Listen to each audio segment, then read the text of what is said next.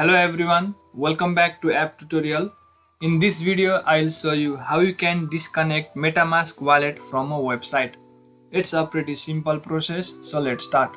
First of all, open MetaMask using any browser where you have already installed it. I will be using Google Chrome.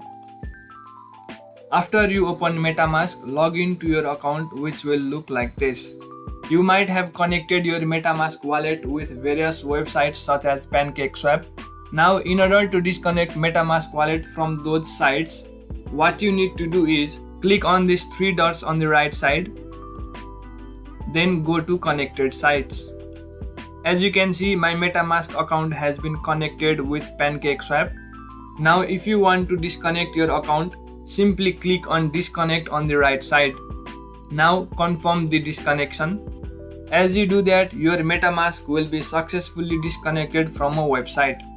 Now, when you go to connected sites, you won't find that your MetaMask account is connected with the site that you just disconnected with. So, in this way, you can easily disconnect MetaMask from a website. I hope you found the video helpful. Make sure to leave a like and subscribe to the channel for further videos.